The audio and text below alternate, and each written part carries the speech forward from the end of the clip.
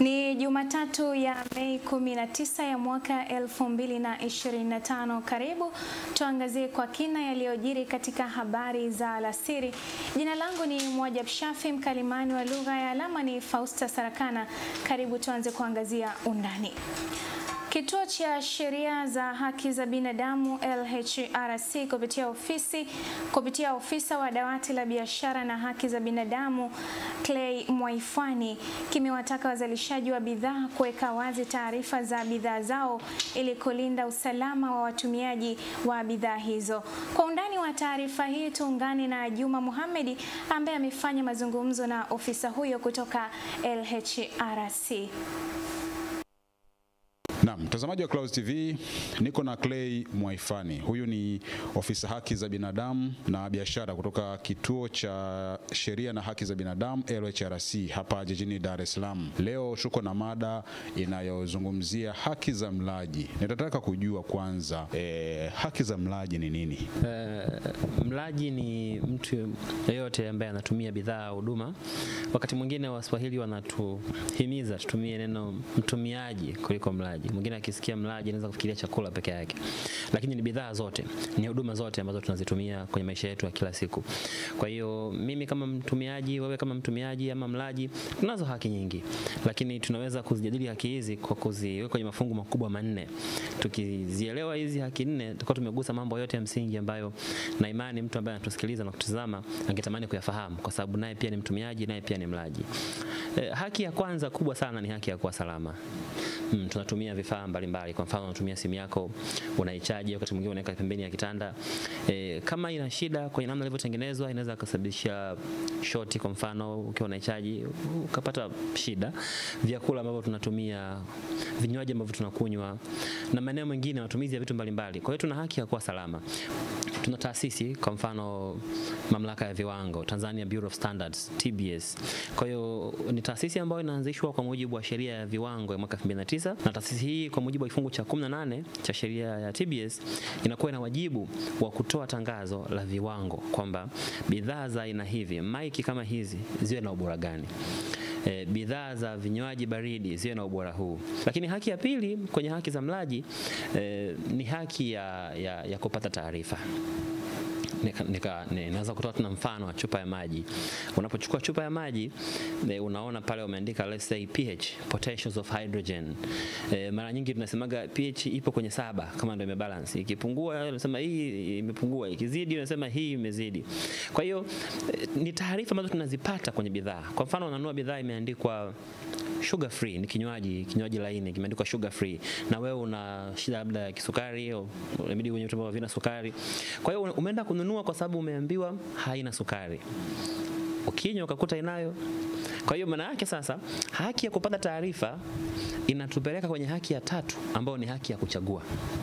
Kwa hiyo machaguo yetu yanategemea na taarifa. Kwa hiyo ndio maana kwa sheria ya Mamlaka ya Viwango, taasisi kama TBS zina wajibu wa kumwajibisha mzalishaji ahakikishe anawajibika kuweka taarifa sahihi kuhusiana na bidhaa yake. Taarifa hizi zinamsaidia mlaji na kurudisha nyuma kwenye haki ya kuwa salama. Kwa mfano, mzalishaji akitengeneza bidhaa ambayo hajaandika itengenezwa lini na ina expire lini, ukomo wake wa muda ni lini. Kwa maana yake mtumiaji anaenda kutumia, kwa kizungu wanasema blindly, anaweza kutumia bila kufahamu kama muda wake uliisha au muda wake haujaisha. Hii tayari maana yake usalama wake unakuwa kwenye shaka. Umezungumza kwa kirefu sana, na labda tutake kufahamu juu ya jamii tulionayo, aina ya watu tulionao. Wewe ni mbobezi katika eneo hili, umefanya utafiti, umeona labda pengine walaji wanafahamu haki zao, wanafahamu hiki ambacho wanatakiwa kufanya kuhusiana na huduma mbalimbali ambazo wanazipata? Ni swali zuri na ni swali ambalo hata mimi ningetamani kurudisha kwako, kwa kusema kwamba tupo kwenye sekta tofauti. Sisi tupo kwenye sekta ya asasi zisizokuwa za kiserikali, asasi za kiraia, NGOs, nyinyi mpo kwenye media. Kwa hiyo wote tuna wajibu huu wa kupeleka hii elimu kwa umma. Kwa hiyo ni matamanio yangu mimi umma wa Tanzania uwe na shauku ya kusikia taarifa muhimu kuhusiana na haki za walaji, kama ambavyo tunatamani kusikia masuala ya burudani au ya michezo pia. Kwa sababu taarifa hizi zipo. Ukitembelea tovuti ya Tume ya Ushindani, tovuti ya Mamlaka ya Viwango TBS, wanaonyesha kwamba bidhaa za aina hii na hii zitakazoingia nchini zina ubora huu na huu. Tume ya ushindani wanaonyesha kama una malalamiko leta hapa, unaweza kutuma kwa njia ya mtandao, na zaidi ya 50% wa Tanzania wanatumia mtandao kwa mujibu wa TCRA. Kwa hiyo ni taarifa hizi zipo, lakini labda hazijavunjwa, hazijarahisishwa kwa lugha ambayo itafanya watu wazipende kama vile wanapenda taarifa za aina nyingine. Kwa hiyo ni wito kwangu kwa taasisi zingine ambazo za kiserikali, taasisi za umma, lakini pia kwa vyombo vya habari kuhakikisha kwamba elimu hii inafika kwa wingi, kwa sababu ni mambo ambayo yanatuhusu kila siku. Sisi ni walaji tokea tunaamka mpaka tunalala. Umelipia huduma kwa njia ya mtandao, labda umenunua kifurushi, umelipia, hujapata huduma kwa wakati. Umeenda, siku hizi kuna mtindo wa kulipa kwa simu, unaenda sehemu, unafanya manunuzi, unalipa kwa simu, unalipa, muamala haufiki kwako, hutoki kule ambako unalipa, hauendi, na wewe unahitaji ile huduma muda ule uende ukafanya matumizi. Nini hasa ambacho unatakiwa kufanya? Unaweza kupiga kwa wahusika kuambia subiri ndani ya masaa 24. Wewe unataka huduma ile haraka. Hapa haki ya mlaji iko wapi, na nini hasa mtu ambacho anatakiwa kufanya katika eneo kama hili? Inatokea, tutakuwa waongo tukisema kama mambo haya yatokee. Kwa hiyo unaweza ukalishughulikia hili, na haki ya mlaji inakuwa imekiukwa kwa sababu anakuwa ipo katikati. Aliyekupatia huduma au bidhaa anakuwa hakuelewi kwa sababu anataka fedha yake. Kwa hiyo nafikiri sasa ni eneo la kufanyia kazi. Ni maeneo ya changamoto ya kuonyesha labda uimara wa mitambo, miundombinu ya mawasiliano nchini kwetu iweje, kwa sababu tumetoka hatua kwa hatua. Tulikuwa tuna simu za mkononi, tukawa nazo, tulikuwa hatuwezi kulipa kwa simu, tunaweza kulipa kwa simu, lakini pana changamoto kama hizi zinaibuka. Kwa hii ni changamoto ambayo sasa kwa wanaohusika, mamlaka ya mawasiliano kwa mfano, kuhakikisha kwamba watu wa huduma wana mifumo imara. Ni Bwana Clay Mwaifwani, huyo ni ofisa haki za binadamu na biashara kutoka LHRC, ni kituo cha sheria na haki za binadamu, akizungumzia juu ya haki za mlaji kutokana na namna ambavyo bidhaa mbalimbali zinakuwa zinawafikia walaji, pengine zinakuwa na changamoto mbalimbali. Ameweza kufafanua hapa na kutoa elimu juu ya namna ambavyo mlaji anatakiwa azifahamu haki zake. Hii ni Clouds, mimi naitwa Juma Mohamed. Shukrani sana Juma Mohamed kwa kuangazia kwa kina haki ya mlaji. Na sasa tunaenda kuangazia katika jicho la habari.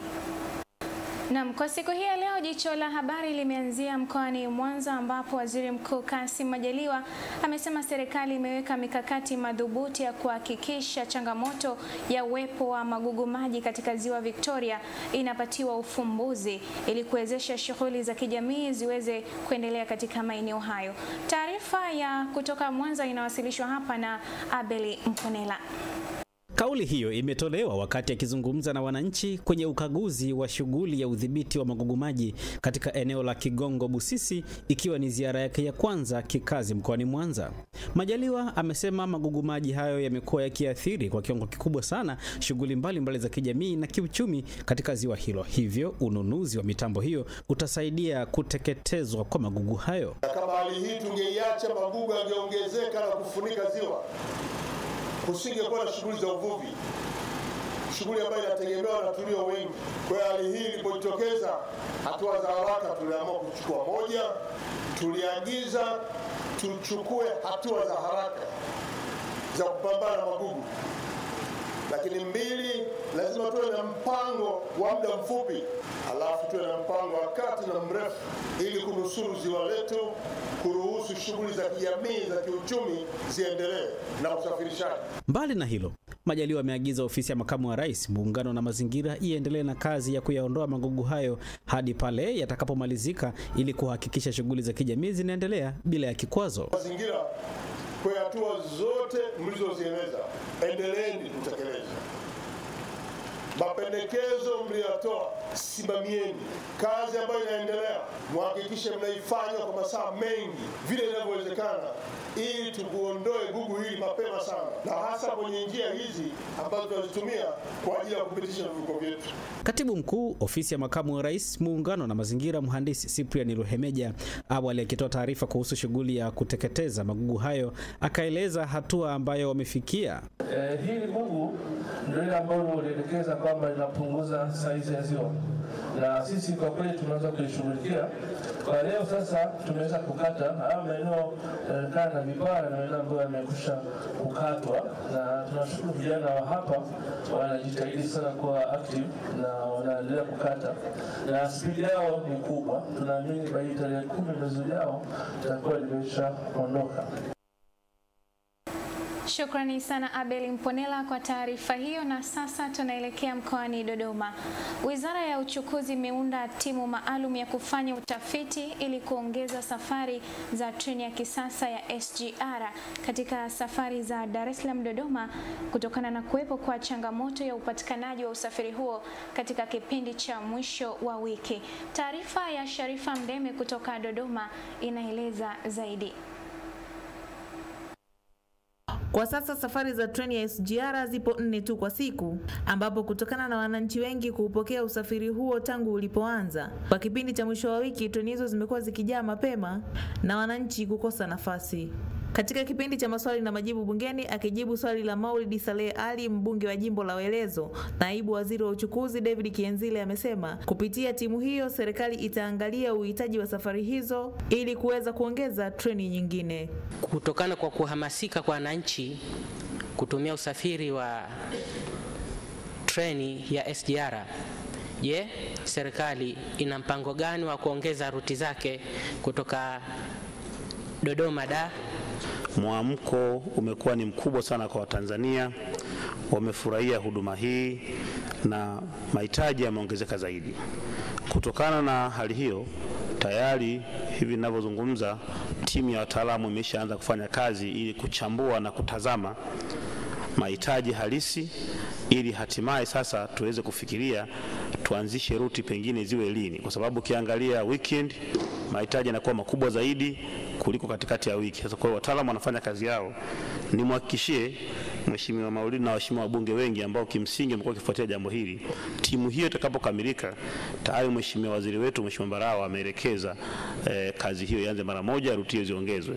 Katika maswali mengine, wabunge wamehoji juu ya ujenzi wa shule za sekondari katika maeneo yenye uhitaji, ambapo naibu waziri ofisi ya Rais TAMISEMI Zainabu Katimba amesema serikali itaendelea kutenga fedha katika bajeti za kila mwaka ili kuendelea na ujenzi huo.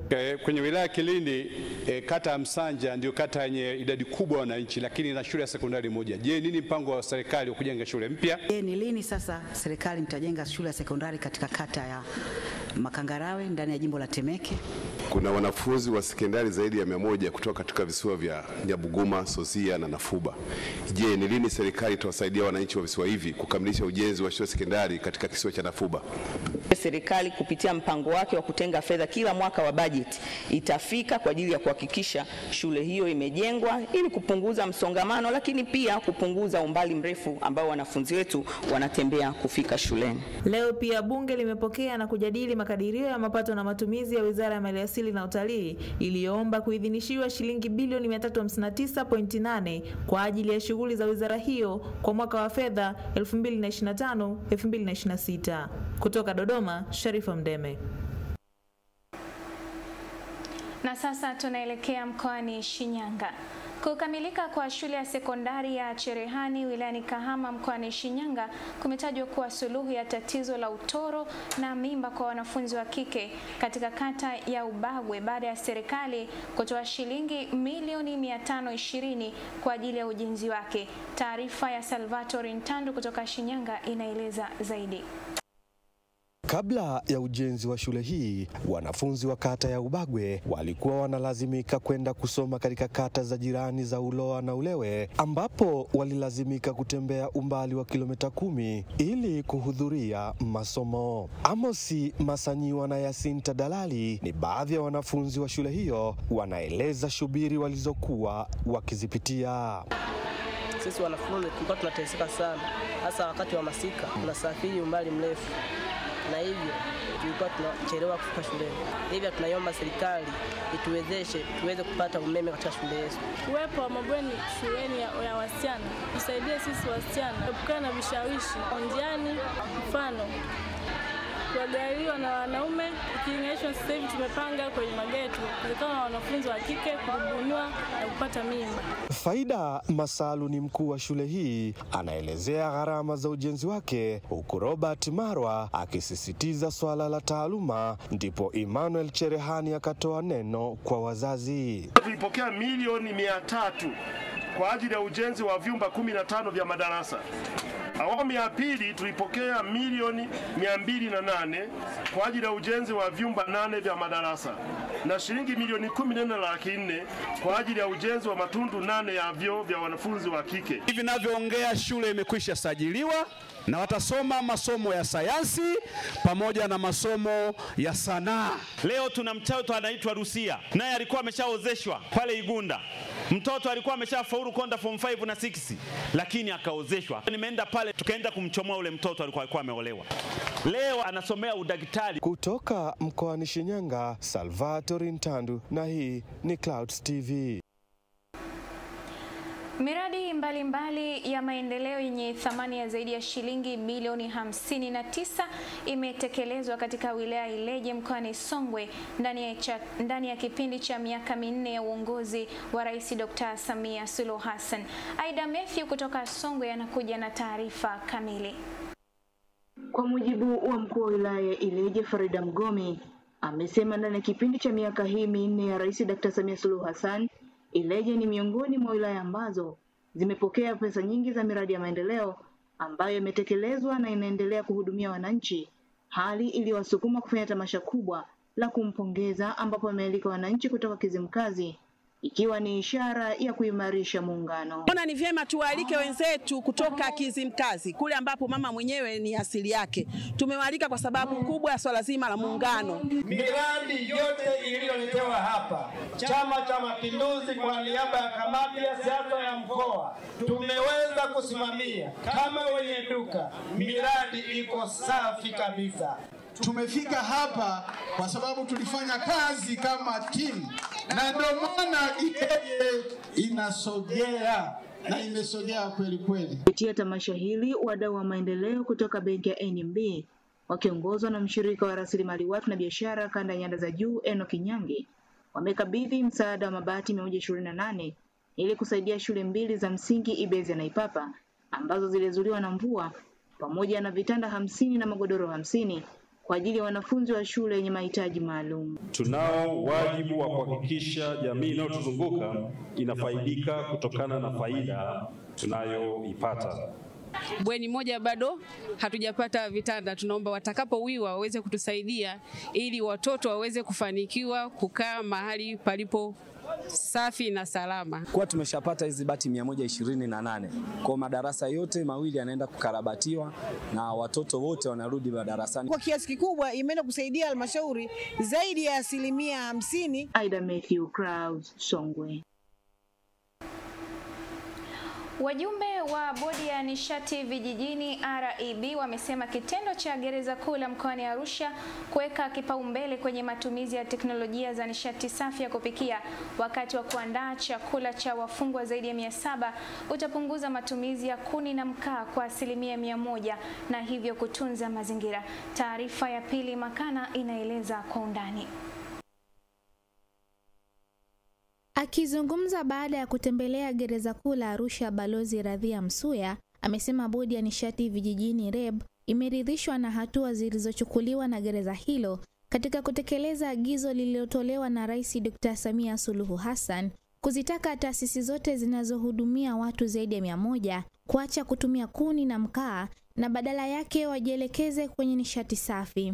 Katika agizo lake la Novemba 2023, Dr. Samia alisema matumizi ya kuni na mkaa yanachangia uharibifu wa mazingira, hivyo taasisi zinazohudumia kundi kubwa la watu zijielekeze kwenye matumizi ya gesi au umeme ambao umesambaa nchini kote. Na katika utaratibu au katika makubaliano hayo, magereza itawezeshwa na wao kutumia rasilimali au kutumia mabaki ya kilimo na chakula ili nao waweze kutengeneza mkaa poa au kuni poa, ili sasa upatikanaji wa nishati hizo utakuwa rahisi zaidi. Kwa upande wake, mhandisi miradi kitengo cha nishati jadidu na teknolojia mbadala REA, mhandisi Aneti Ndianabo Amesema makubaliano ya mradi wa REA na magereza wenye thamani ya bilioni 35 utasaidia kuongeza chachu ya matumizi ya nishati safi kwa magereza. Mradi huu ulisainiwa tarehe 12 Septemba 2024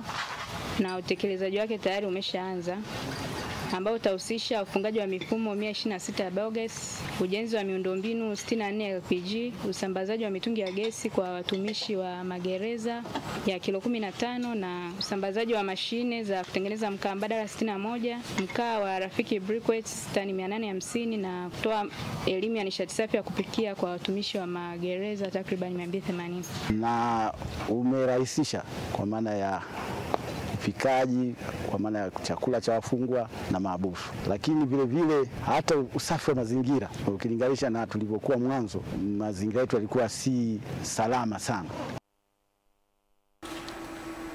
Na sasa tuhitimishe jicho la habari kwa kuiangazia Simiyu. Vijana kutoka katika umoja wa vijana wa Chama cha Mapinduzi UVCCM wilayani Maswa mkoani Simiyu wametakiwa kujitokeza kwa wingi kuwania nafasi mbalimbali za uongozi katika uchaguzi mkuu unaotarajiwa kufanyika mwaka huu nchini. Taarifa ya Anastasia hapo kutoka Simiyu inasimulia zaidi. Akizungumza katika kikao cha baraza la UVCCM wilayani Maswa, katibu wa CCM wa wilaya hiyo Ephraim Kolimba amewataka vijana hao kuacha kuwa tegemezi na badala yake wajitokeze kugombea nafasi mbalimbali za uongozi. Muda wote nye vijana mko na begi ya kiongozi. Wote bado muda wa kutafuta kura zangu. Achende kuwa tegemezi. Muda wa vijana sasa kuwa tegemezi haupo. Kata 36, mimi nategemea nusu ya kata 36. Vijana ndio mnakuwa mjiwangu. Toa maoni yenu kupitia wananchi, wanasema nani anafaa, mnakiambia chama. Baada ya hapo mnaingia kwenye kampeni. Mnatoka jasho, mnamtetea mgombea. Akishinda unabakiza kazi nyingine kumshauri aliyechaguliwa. Awali akizungumza katika kikao hicho, mwenyekiti wa UVCCM wilaya ya Maswa Emmanuel Cosmas amesema kuwa umoja huo upo tayari kuwaunga mkono vijana wote watakaojitokeza kuwania nafasi mbalimbali za uongozi. Vijana yote atakayechukua nafasi yote atakayefanya maamuzi ya kugombea nafasi katika kuwakilisha vijana sehemu mbalimbali za uwakilishi wa maamuzi, ikiwepo diwani, ubunge na sehemu zingine za uwakilishi, ikiwepo diwani na viti maalum. Sisi kama jumuiya tumejipanga kuhakikisha vijana wote ambao watafanya hivyo tunawashika mkono na tunawaunga mkono. Kwa upande wao vijana wa UVCCM wilayani Maswa wameeleza utayari wao wa kushiriki kuwania nafasi mbalimbali za uongozi katika uchaguzi mkuu mwaka huu. Na tuko tayari kukabidhiwa vijiti vya nafasi vya uongozi katika nafasi mbalimbali. Sisi vijana tuna uwezo wa kutosha kuongoza na kuhakikisha kwamba tunakuwa sehemu. Tunaweza kuongoza kwa sababu nia tunayo, dhamira tunayo, lakini pia uwezo wa kuongoza tunao. Kutoka wilayani Maswa mkoani Simiyu, mimi ni Anastasia Po, Clouds TV. Shukrani sana Anastasia Po kwa taarifa hiyo, na sasa tunaenda kuangazia katika The Screenshot kunani.